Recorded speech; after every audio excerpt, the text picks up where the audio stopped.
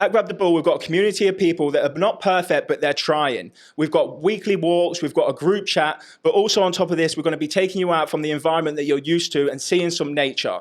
If you're interested in this, which is completely free, drop me a message. What are we saying? Welcome to the LESHHHGO Podcast. Let's go. My name's Spencer. I'm Declan. And we're just going to be talking about life. Waffling about life. Lifestyle, getting off the sesh, stories from the sesh. And how to improve your life as well, all round. Yeah, so let's roll on. Yeah, well, let's get on with it. What you been saying anyway, lad? It's been a minute. It's been a minute. Yeah, no. To be fair, pretty quiet week. Yeah? This weekend going Lake District, but last weekend, working.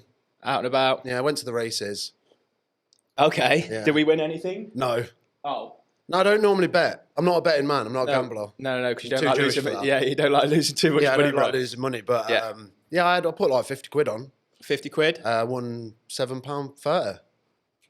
What's that? A 42 nifty loss? Yeah, it was bad, mate. Yeah, it went very good. Yeah, that's. It's the Leicester races though. It's shite. Yeah. Yeah. What about the talent that was around?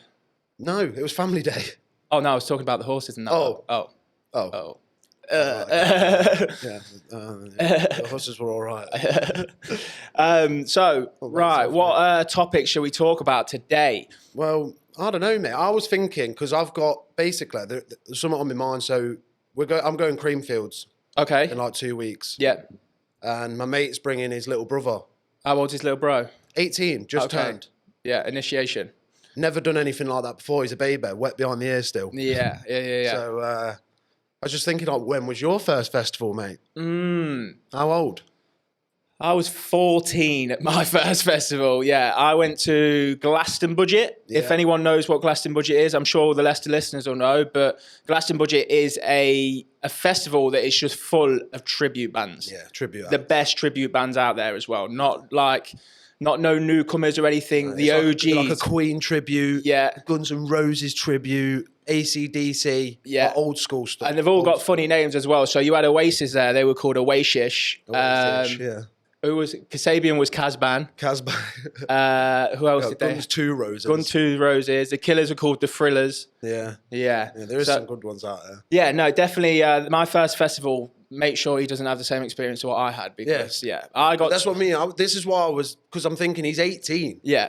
We were like... I was like 14 as well when I yeah. did my first one. My dad took me to my first one. My uncle took me.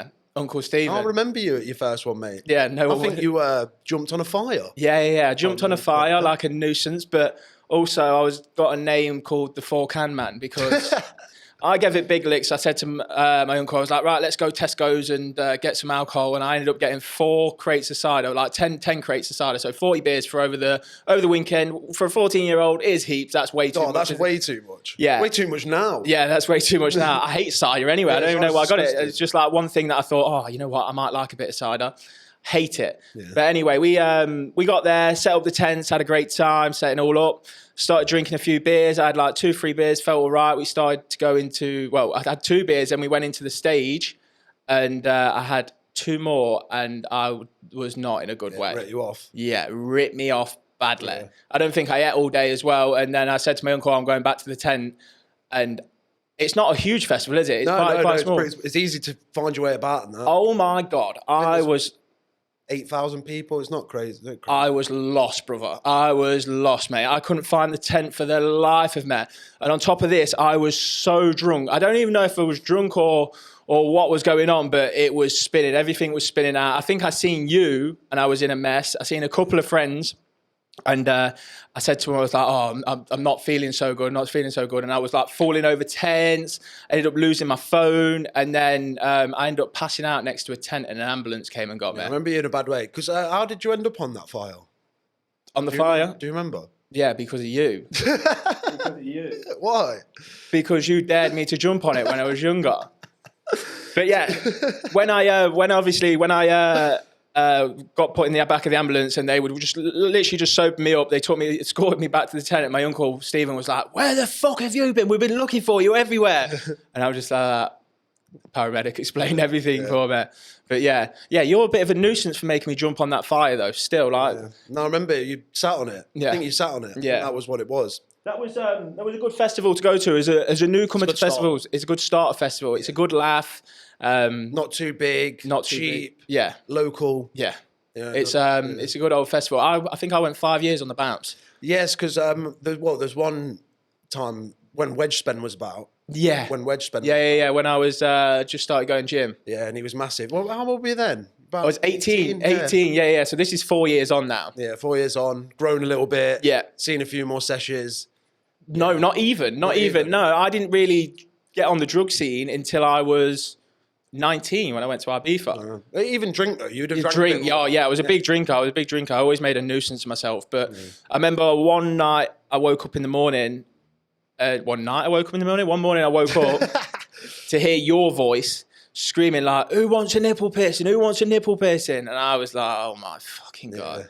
And then I poked my head out, and I must have poked my head out at the wrong time because you were like, "Spen will do it. Yeah, he'll do it. You'll do it." I remember seeing your head come out. Yeah, like, he'll do it. And the thing is, you didn't want it. I didn't want it. And you was like, "I dare you," and I was like, "Nah, I don't want to do it." And he was like, "I double dare you." I was like, "Okay, let's go." Like, ended up this girl, like random girl. I'm literally hanging out, half in my tent, half out of my tent. I'm hanging there. And this girl was just doing my nipple piercing. And for some reason, when she put the piercing through, there was a gust of wind that came through, and my nipple just stop. just went numb and twisted. And as she's pushed it through, it went through the top of my nipple, and my nipple was just pissing with blood. I just remember it being on the wong because it was proper on. Yeah, it wasn't good. It wasn't a good look for me at all. But there's video footage of that. Yeah, there's video footage of it. I'll have to throw that up. I'll throw that up. But yeah, even after that, I'm all happy after I've got it done because I'm an absolute idiot. But then I said to someone, I don't even know, it could have even been you again. I was like, "Someone give me a drink because I feel like I'm going to pass out." And you gave me a drink of Pepsi, but it was like a full bottle, so I just thought it was normal Pepsi. It was vodka and Pepsi. It was like 50-50. Like something I would have done. Yeah, mate. This is what I mean. Deck is not the good friend to be having around. I feel sorry for this 18-year-old going to Greenfield. He's going to struggle. Because Emerson, his brother, he's a bit of a loose cannon anyway. Yeah. And I said, when we was around his house, and I said, "Are you sure you're ready for this, Owen?" And he goes, yeah. And he's putting things in the chat, like, "Oh, can't wait to have a drink, boys." And I'm like, "Mate, are you ready?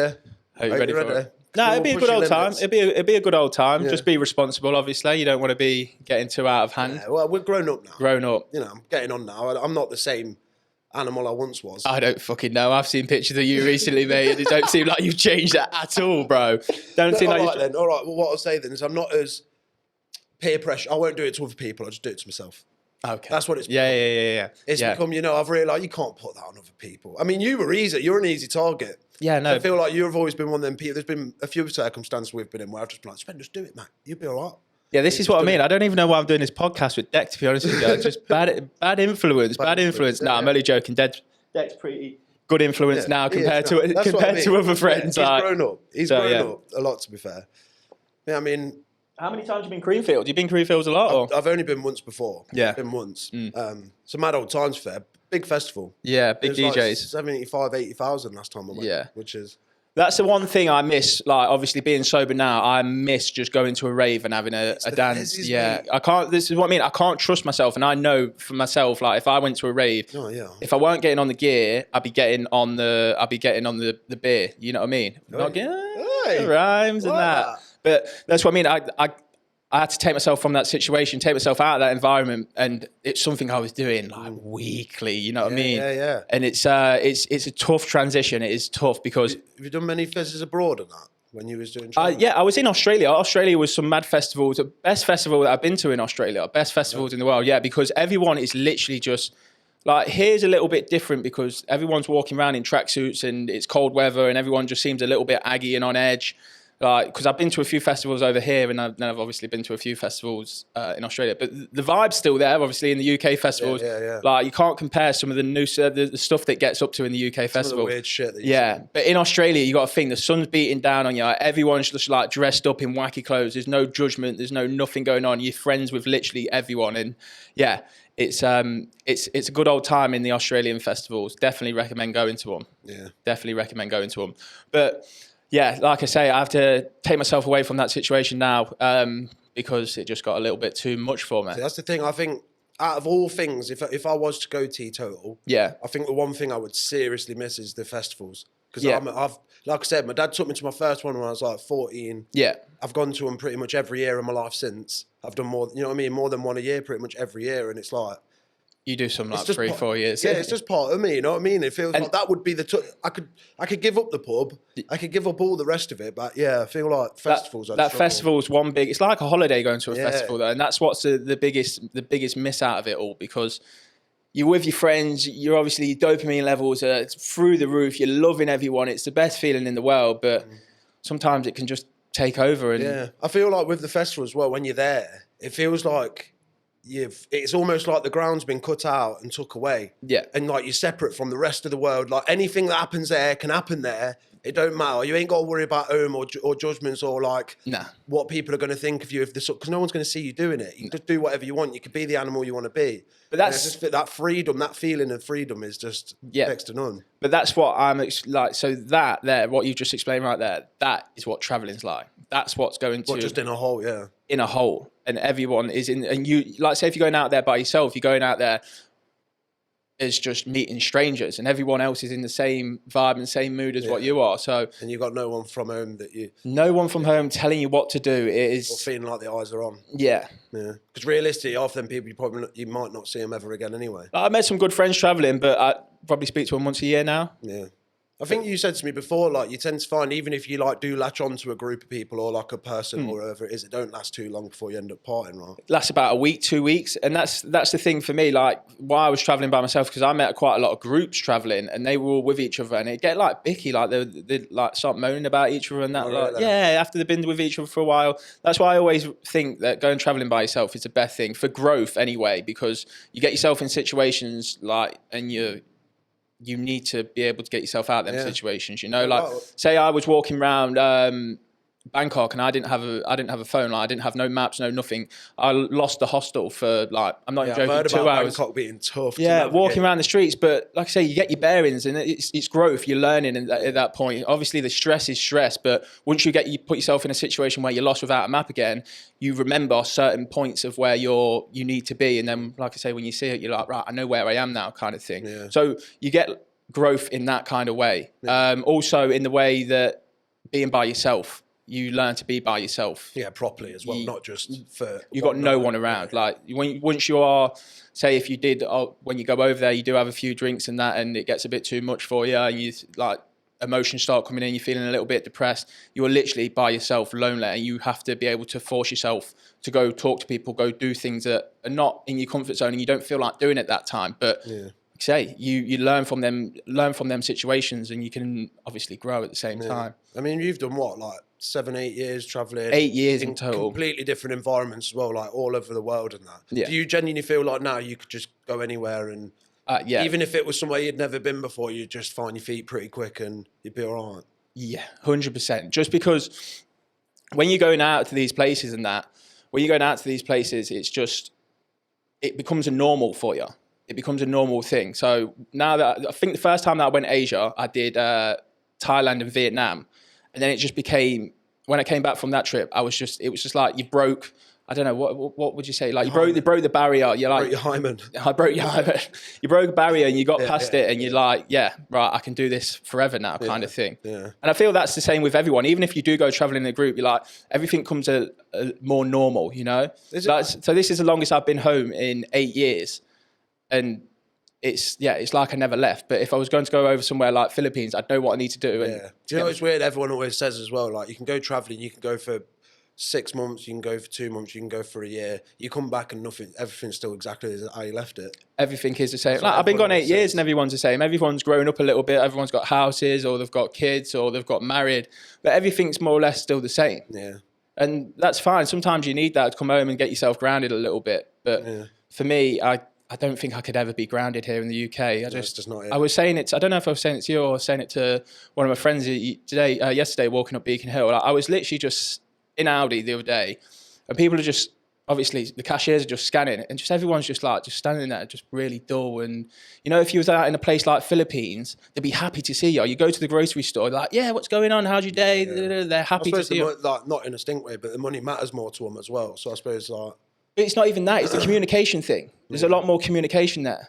Everyone's on the grind. Everyone's on the grind. Like, so when I used to do scrap metal with my uncle back in the day, he'd be talking. No. Rag and bone, man. Yeah, we'd be talking to everyone. Like, we'd be talking to everyone on the street, having conversation, communicating with each other. I don't see that in the UK no more. No, and that's what I mean. People should, when it comes down to communication, even if you give yourself 5 minutes out of the day, just go, like, say hello to people, say how you go, how's it going, ask them how the day's going. It makes a world of difference. So you think it's more like the community then? The community feels. Yeah, the community feels a lot. What draws you back out there every time? Stops you wanting to stay here. Oh, the weather as well. Well, yeah, of course, the weather's a given. For me personally, once you get yourself comfortable with traveling, you'll realise that this place is not the greatest to be. I'm not saying it's shit or anything like that, but there's better places in the world I'd rather be myself personally. Yeah. How come everyone always seems to go Thailand, Vietnam first? It's just a go-to, innit? That just seems to always be the case. It's just a go-to. Like, for me, I went, Thailand and Vietnam, funny enough. Yeah, everyone. I don't know, it's just on the map. I feel like after a few years went by, obviously now it's Bali more than anything. It's Bali. So everyone wants to go Bali. And for me, I've been Bali 4 times. I've lived in Bali for about 5-6 months in total at separate times. And it's changed. Like, loads of people have gone in there, just developed. The roads are commercialised. The roads are not developed. It's just like going, I don't know, because all the westernised foods over there, you can get local food and that lot, but it's all the westernised food's still over there. It's like a home away from home. You get like a McDonald's there, for instance, or you're not that far yet. Can you get a McDonald's? Yeah. You get loads of McDonald's. I don't know why I had to think. But yeah, you can get loads of McDonald's there. But there's like loads That's when you normally know. That's normally like the pinpoint. I tell you what, Sri Lanka, I didn't see one McDonald's. Yeah, exactly. And that's my go-to. Whenever I go travelling, I always check out the Macca's. I don't know why, innit? I didn't get brought up on Macca's, but I always see, when I was younger, innit, Macca's was a treat. So I always just see it as like, the golden M, let's go check it out. It's different in other countries, or you always get Listen, the best Macca's you'll ever have in your life is in Cyprus. That is just facts. Iron Apple, the one on the strip, goes off. Then like literally, and then Italy's boss as well. I don't know why, it's just Italian food in it. Just the same. Are you ordering the same stuff, or are you trying the other bits? I ordered the same stuff. I always go quarter pounder in it. Oh, quarter pounder, man. But listen, I don't know if they do it over here now, but in Australia they do a double quarter pounder. So you got... That's here, mate. You got a half a pounder, mate. Half a pounder on your burger. Don't call it that, by the way. No, what? Why double quarter? Why not half pounder? I don't know. Because it's more, innit? Yeah. That's why. I suppose it sounds a bit better as well. But yeah, I always check out all of the Macca's. In India, they have no beef in their McDonald's. Yeah, of course, yeah. No beef in their Macca's, but yeah, enough talk about Macca's, I guess. Oh, God. But yeah, no, I'm trying to think. Where are you going to next then? What's the plan next? Because obviously you stay in there for what, X amount of months? I'm pretty grounded here at the moment, you know. I do have them days where I'm just like, when it's a bit shit outside and I'm not really being too productive, I'm like, right, that's it. I'm leaving in 2 weeks. And then I chill out and then I go back to the drawing board and get back to work again. But thinking about going out to Philippines, maybe I might do another trip out to Sri Lanka. Yeah, what about you? Do you feel like you want to travel anywhere? Yeah, I want to do it. I'm going to do it this time round. I think, I'm going to go Philippines. Because last time when... Sri Lanka's definitely on... well, I felt like it anyway, but then after speaking with you saying like best place, you would say, innit? You said like best place you've travelled. I spoke to other people that always say the same. And that's always been a pinpoint for me. I've always wanted to go Sri Lanka. Yeah, Sri Lanka's amazing a spot. But I think, obviously, we were talking last year as well. And you was like, you wanted to come, but you was a little bit on the ropes. So what's changed for you this time around? I just feel like last year it was more of like, the idea was great. But realistically, it's a lot to think about. You kind of just, to be honest with you, let's be real. I don't know if scared's the word, but it's a big fucking jump. It is a big jump, I think, to go travelling. That's why a lot of people don't do it. And that's most people you speak to will say they want to go travelling, but most of them don't. And what would you say? Because for me, I've always wanted to travel from the age of 14. I've always I even tried applying for a visa in Australia, but at the age of 14, I wanted to move over there that soon. I wasn't scared about it. I wasn't anything like that. So you think that you're scared? What are the things that are obviously? Yeah. So what are the things? Is it you're leaving something behind, or is it? No, it's not the leaving something behind. Cause not to be an arsehole, but I don't feel like I could easily ditch this life behind. It's not that side of it. I think it's getting your head round all the stuff you've got to have in place. I know it might not be as much as it is in the end, but I think you feel like, I don't know how to do this, I don't know how to do that. I've got to worry about this, got to worry about that, and then I just think. because when I was speaking to Sophia, so obviously Sophia's out there at the minute, she's killing it, by the way. She loves Broome as well, by the way. She's killing it. Yeah. And you know, I had a chat with her before she'd booked her tickets, because both of us had the same thing of like, I want to go. Yeah. But there's something that's stopping me just executing the plan. And I'm like, what is it? And we sat one night, I think we did some shrooms, and then we were speaking about it, and I was like... Spiritual one. Yeah. I was like, to be honest, I think realistically, there is no reason.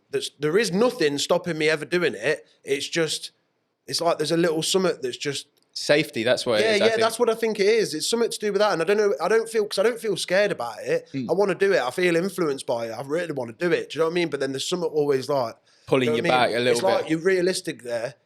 I want to go on my own, but it's like I need someone's hand to hold to get me over the line. Give you the kick up the arse. Yeah. Give you the kick up the arse. And I think everyone needs that, because when you speak to most, they'll say, oh, I want to go with a friend, blah, blah. I don't think they actually want to go with a friend. That's just that security of getting there. I think once you're there, you'd be fine. I'd find my feet fine. I've done loads of stuff on my own. I'm completely fine in my own company. I'm confident. I've got no problems in that sense. Yeah. I know it's none of that. It's just. I think you're leaving. That's what it is. I think you're leaving that's something that's solid. Yeah. You know what I mean? Like, you've got your job, you've got your house, you've got your car, you've got all the comfortable things that you actually need. And like you say, for me, I don't have that feeling because I'm past it now. But even if you had I'm not saying just go over to Australia or go over to Asia. If you wanted to go traveling, you wanted a little bit of security. For me, what I did is I applied for jobs in cruise ships. I applied for jobs working for Thompson, first choice at the time. Security. For security, because then you go there, you've got a job, you've got $1,000 coming in a month. I think, I was about on $1,000 a month. I'd come in, food was paid for, accommodation was paid for, and then you went to work for 40 hours a week. Yeah.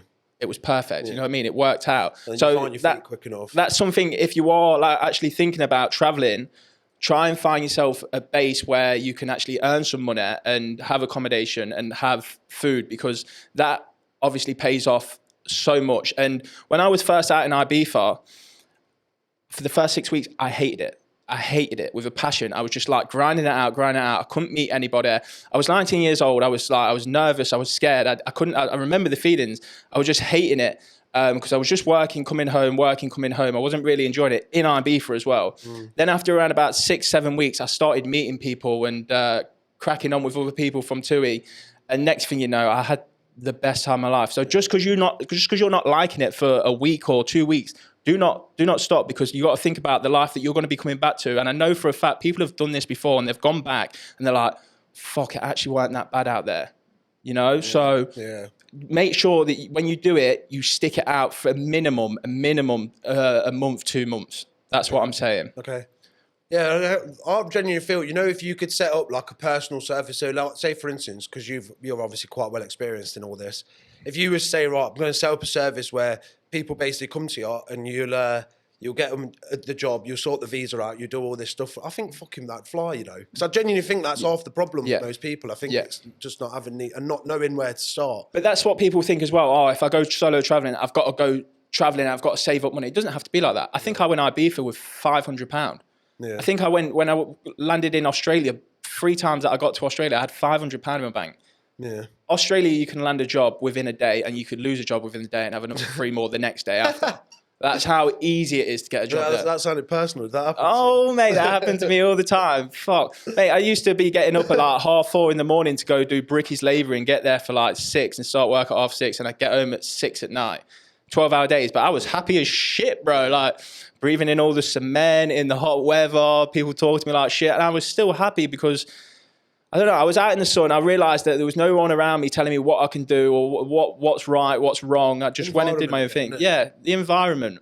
The only person that was telling me what I was doing wrong was the brickies telling me to make the mud a bit more wet. But fuck off! It's not how we do it. I'm not your bitch anymore, mate.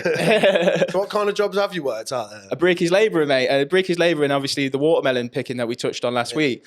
But I just wanted to get into a job that just paid well. I could do Monday to Friday and enjoy my weekends, and that's what I did, and that's what I found out there. And yeah, I remember when my cousin, because obviously he's got citizenship in Oz now. He's been there years, and he when he first went travelling, he even got jobs doing like shark tagging. Shark tagging? Shark tagging. What's that? Yeah. What literally what it says on the tin? Yeah. Yeah, literally. And then I forgot that some of the other jobs he did, but he's like a bit more like extreme, wanted sort of that. But he said it's different out there. The sort of jobs you can pick up there are not. Yeah, and the money's crazy as well. It's crazy. I was getting paid $2,000 a week for being a brickies labourer. I'd start at 6 and finish at 2, and then I have the whole day ahead. Can't people work in like cafe? What would that pay if someone wants to work in a cafe or a bar? What they're earning? So this is the thing. I think we should get Francesca on the podcast because she's done that kind of thing as well. Francesca some days was earning $40 an hour working in a cafe. That's mental. Working in a cafe, cleaning up tables and that lot. It's crazy. Yeah. This was up in a place called Broome, but this is like a holiday place, Broome is. And obviously what you need to realise is Australia during COVID didn't get no backpackers over. Yeah. So they had 150,000 backpackers and it dropped down to 75,000. Yeah, so no one was there to do the farm work. Crops were, I remember one of the farms, obviously going back to the watermelon fields, but I remember one of the farms lost out on $3 million because they had no one to pick the crop. So that farm ended up having to pay watermelon pickers like crazy money. Like I think they were on $40 an hour doing 12-hour days. And then their contract was like, if they picked over 80 ton, each ton would be worth, I think, $50 between 6 of them. Yeah, so wow. Someone would be coming out with like $4,000 a week just picking watermelon after tax. What would someone like in my line of work get out there? What, working if in I went into like a private hospital or something like that? Oh, no. You know the... oh, no, mate. Right. So you know the carers, people that go and care for people and who can't look after themselves anymore. There's this one girl who I know, she was on $47 an hour doing that job. That's mad. $47 an hour. Yeah. And then she'd go over there and she'd stay over the night sometimes, obviously, because they need care for staying over the night. And I think she'd get time and a half. She said she'd sleep for 8 of the hours because he'd be sleeping. Yeah, he'd be kipping it out, yeah. And they're starving for them kind of workers as well. They need them kind of workers. They need all workers over there. Yeah. They need all workers. So why are they so tight with letting people in then? I have no idea. I think they're coming a bit more lenient with it now, obviously, with what they're doing with the UK. So if you're from the UK or if you have a British passport, I think this is getting introduced next July because they need construction workers. They are allowing people from the UK and with a British passport, they don't have to do farm work anymore. Yeah, I remember you saying that. Yeah, which I don't know why, but that puts people off. But I'd say it would. No. Good experience. It would. Yeah. Of course, it's a good experience. But a lot of people don't want to do the farm work when they get out there because they do go to them shit farms that I was telling you about. Because it's hard graft as well. Yeah, that's what puts people because they're thinking I'm in the red hot sun all day, grafting me little bollocks off. That's it. Some girls who were doing capsicum picking, that sounds like the most brutal job in the world. So they'd get girls just to pick capsicums and they'd be bent over all day. You know, like them old grandmas you see with the bad backs and they're always bent over, always hanging over the walking stick. They're literally bent over like that all day, 12 hours a day, just throwing... Juggling, not juggling. Look at me, juggling. Throwing capsicums into the boxes. But yeah, that sounded... literally like when you see them videos, the skilled workers. And that, mate, that's what we're doing. Yeah, I love that. But yeah, that's crazy. Yeah, it's realistic that, because you can get a job piece of piss out there. Yeah, in Australia. People ain't got to worry about that. No one's got to worry about that whatsoever. The life out there is just, incredible. Like I say, when I was living in Melbourne, that's when I was doing 6 till 6 days. And then when I decided to, obviously, that was when I first got there. I didn't really know nothing about nothing. When by the time I was finishing, like coming towards the end of me being there, I was working 6 till 2. Yeah. And if you to get like one of these travelling visas, how long does that get? I think travelling visa lasts you 3 months. 3 months. 3 months to get it. But then you can extend it, no? No. Or is it like you got to come in after the 3? Right, so don't hold me to this. I think you have to leave the country and then reapply for a new visa. Okay. Don't hold me to that. You can't apply with unless you're on a working holiday visa. But look how many islands are around it anyway. Not Australia. Yeah, like you could just buzz off to... Yeah, but it's far. Like you got to realise, to get from the top of the country to the bottom country on a flight takes like, I think, 6-7 hours. Oh, is it? Yeah, and then if you want to drive it, I drove it and it took us like 4 days. Yeah, that's sick though. What an experience. Yeah, crazy experience. Yeah. But yeah, no, Australia's an incredible place. Definitely recommend anyone going. But that's what I mean, touching on just do a bit of traveling. I mean, if you feel like you're stuck in a rut, you feel like you're not going anywhere when it comes down to your job, you just feel lost more than anything. I think that's what it was for me. I didn't know what I wanted. I didn't know where I wanted to be. Yeah. So there's no point in me staying in a place where there's nothing here for me. So I thought, right, let's go and experience some things. And now I'm here at this point in my life. Obviously, I was working in a gym when I was like 18, 19. Yeah. And it's came back around full circle. Yeah. So now I'm doing the life coaching. That's what I think it is for me though as well, because I feel like I feel like I'm missing something. So I've been purging on life here, purging, then realising I'm not fucking satisfied by any of it. So I'm just thinking, right, I'm yearning for something else. What is it? Yeah, you might as well be satisfied you might not be satisfied with everything you see, but I promise you will. Yeah. Over in a different country, somewhere beautiful. That's what it is. I think it's time now for me to go and sow my oats, mate. What? Go and sow my oats. Sow your oats? Yeah, that's what I say, mate. What's that mean? I couldn't tell you. Something to do with sowing oats.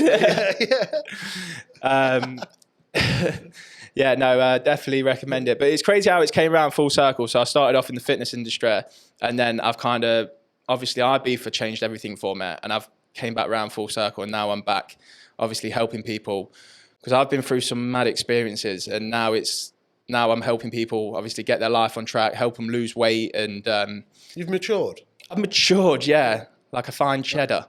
Yeah, or a wine, mate. Or wine, not wine. Not wine. Well, we're sober, mate. Yeah, cheddar. So if you are like looking for help or trying to obviously change your life and you don't know where to start, when it comes down to the coaching, I'm going to be there to provide you with the guidance that you need, give you the structure you need in your life in order to have these good balanced days, instead of obviously being on the roller coaster of emotions that you usually are on when it comes down to Friday, Saturday, Sunday, and bringing yourself back down on the Monday. I'm going to have a structured plan there for you, so you're going to be able to go to the gym and make yourself feel better about yourself. But the accountability is going to be there.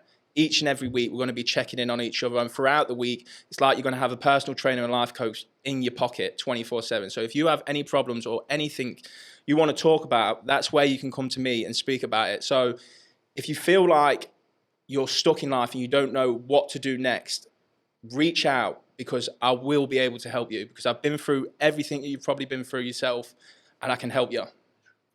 LESHHHGO. Fucking hell. Yeah. But yeah. So like, I mean, yeah, like you say, you went from being sort of the PT, the getting wedged, all of that life. Yeah. Which led into the going mental, going completely off the rails and being a mad case. Yeah. And then now you've been that much of a mad case, it's put you in a spot of like, right. Yeah, right. I need to obviously bring myself back in, get back into my fitness and sort my life out a little bit. I think what didn't help was me obliterating my shoulder though on the farm what I was working at. I got drunk one night and decided to...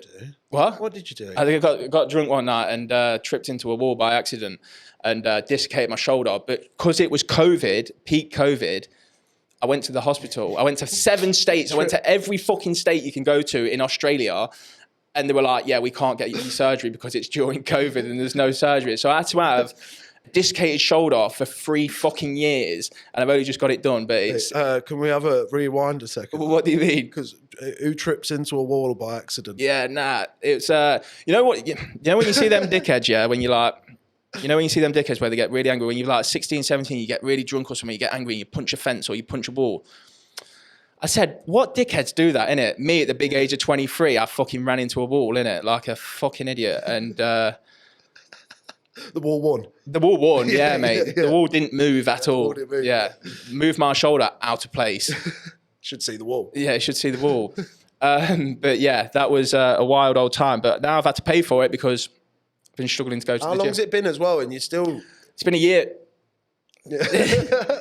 It's been a year and a half. It's been a year and a half since I've had the surgery. You've been, you know what, as well, you've been rehabbing it seriously. I've been yeah, I love rehabbing it. You took it seriously. Yeah. It's not like, you know, it's not like you've half-arsed it. Yeah. You have took it seriously. I'm surprised that it is still. But this is the thing as well, even when I did have the dislocated shoulder, I was still hitting up the gym. I was still chest pressing. I was doing things that made me feel comfortable in using the movement. But even when I used to wash my hair, like the only reason, this is what I mean, Francesca is a God savior, I'm telling you. When I used to wash my hair on the farm, I used to have to pick my hand up, put it on my head and wash my hair because I couldn't do it. Yeah. And she was like, you know, that's not normal, you know. I was like, well, what else am I meant to do? Like, She was like washing your hair for you? She was washing my hair for me. Yeah, no, bless her. No, she wasn't really. Yeah. But she was like, yeah, you need to go get it sorted. And then we literally went round, obviously we travelled around Australia and I hit up every single state because it's different healthcare. And they were like, no. And then we went all the way back round to Perth and they were like, yeah, we can fit you in 12 weeks. I was like, winner. Nice. Chicken dinner. Nice, it's coming along. Yeah. Where are we at percentage ways, would you say? Oh, we're still at like 50%. I can't even get it above my head, mate. Struggle to reach things in the cupboard and that. I feel like an old bitter. So where would you have been without surgery? But down here. Yeah. Yeah. Struggle to do a handshake. But we're past that now. We're past that. We're past that. So what we're doing now then in terms of like, you know, because obviously you're trying to, you've learned from your own lessons and now you're trying to help people learn their lessons, right? Yeah. So for me right now, like I said, I went through that stage of being pretty bad on the drugs and alcohol. And there were stages that I went through there where I was like, see, the thing is for me, I've always, from the ages of 14, like I say, we always drank and smoked weed up to the ages of 19. Then it got onto a little bit more hardcore drugs like ecstasy and coke and all that kind of thing. But for me, I can't remember before that, I don't remember when I had like a month off. Yeah. One whole month. Yeah. And my head was a mess. I'd be like, I didn't know what anxiety was at the time. I'd have anxiety attacks. I'd feel like anxious all the time. My mood would be, I have like a mood swing in the front garden, as Mickey Flanagan would say. I'd be moody as fuck. And I didn't realize until obviously over the past 6 months, I've been fully teetotal, how much that actually affects you. Yeah. And a lot of people don't realize it. So obviously I had mental health. Obviously when you get on the drugs, you go on, the highest highs, then you're on the lowest lows. But ever since I've been sober, I don't have any of them mental health feelings. You know what I mean? So for me personally, I think you need to stop asking yourself, stop telling yourself that you're depressed. Maybe it's what you're getting up to at the weekends that's causing you to be depressed. Yeah. And if you feel like you can't do anything, like you don't know what to do when you're in that situation, you can't get out of that situation, I feel like there should be someone there where you can reach out for help. What's branding you as like an alcoholic, or you know what I mean, or you use drug abuse. Like something needs to be there where you can actually make positive changes in your life. So that's where I come in and obviously help you and obviously sort out your routine, give you the help that you need when it comes down to the habits and breaking bad habits and telling you about your environment and obviously putting in place something that's going to stop you going out at the weekend. So that's the kind of thing that I'm doing at the moment. Obviously, I've got my fitness background, so I believe if you focus on yourself, you focus on your body, you'll see the health benefits as the weeks go by in yourself, but also in your mind.